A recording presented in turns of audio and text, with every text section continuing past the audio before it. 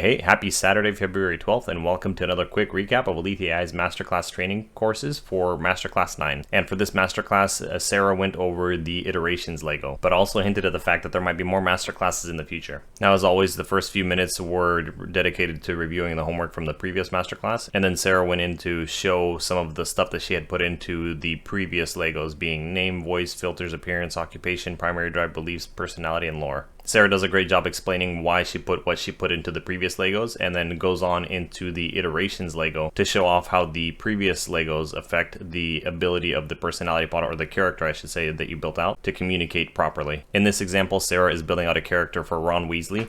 So for the previous Legos, she put in stuff that is based around the universe of the Harry Potter books. And I've got to be honest, I was blown away by the AI engine's ability to take the previous personality Legos and then apply it to the character, and then have the character respond as a character would from the Harry Potter series. I'll show you an example clip of that conversation in a little bit, but I do kind of want to go over some of the points that she made before going into the iterations Lego. One of the things that Sarah mentions is the fact that the iterations will allow you to modify or build out your figurative voice and your literal voice. Literal voice, of course, being how your character sounds, and then the figurative voice, of course, being how it is perceived. In the example, Sarah brings up a child talking into a microphone or screaming into a microphone. The literal voice would give you an idea of the gender, more or less the age, and then if there's an accent or a regionality to it. Whereas the figurative voice would give you other information, like is the person talking tired, whiny, childish, etc. After clarifying the literal and figurative voice, Sarah goes on to show off some of the stuff that she's put into some of the other Legos. I highly recommend watching that. If you enjoy my personality pod walkthrough videos, this is a great other example of how you can build out your personality pod and how that affects the overall character of your personality pod. For those that don't have time to watch Masterclass 9 in its entirety, I highly recommend going to about the 20-minute mark on the video once they upload it, and then you can go from there, and that's where she goes over all of the previous personality Legos and how they affect the iterations. And then once Sarah's done reviewing all of the personality Legos leading up to the iterations Legos, she goes into a training session with the personality. Now, even though I screen recorded the Zoom call, I wanted to put a portion of this into my video. I think I'm going to leave it up to Alethea to upload it so that you guys can go and watch that Masterclass video.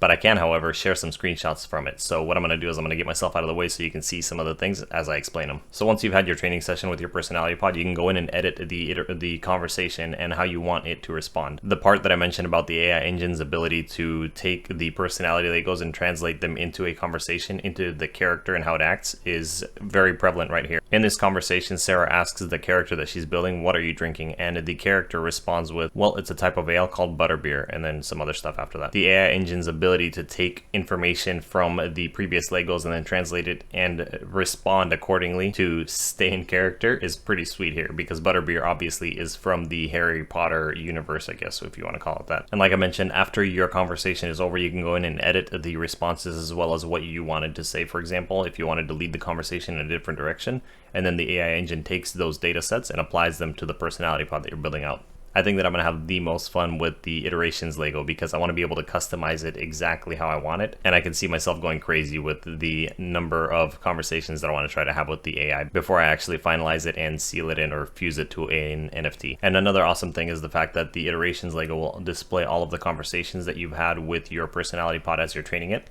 and allow you to both view and edit them. And then in the masterclass, Sarah goes on to have another conversation and modify that conversation as well to improve the AI engine's ability to understand and respond the way that she wants it to respond. Anyway, like I said, as soon as they share the link for the Masterclass 9 video, I'm going to put it in the description down below, so make sure you check it out. I highly recommend watching it. This is definitely the most exciting Lego for myself because of how much fun I had during the shared intelligence training. But yeah, that concludes my quick recap of the Masterclass 9 for the personality Lego training masterclasses. If these videos and my opinions and thoughts on these masterclasses help you out, be sure to hit the like button to help spread the information to other people. Oh, and I almost forgot to mention, I'm going to do a separate video on this, but if you haven't seen the Discord announcements yet, Alethea is launching the token and the token staking options on February 14th, Monday, this upcoming Monday. And then two other announcements that they added to that is that they're going to be opening up the pod staking again for round 2, as well as made an announcement about an INFT demo day, which is apparently going to have guest judges and prizes. So I'm going to be able to finally put my personality pods to work. So if you missed those announcements, make sure to check out Alethea's Twitter and Discord for the information on that. But as for me, I'm going to sign off and try to enjoy the rest of my weekend before Valentine's Day. Again, thanks for watching, and I'll catch you later.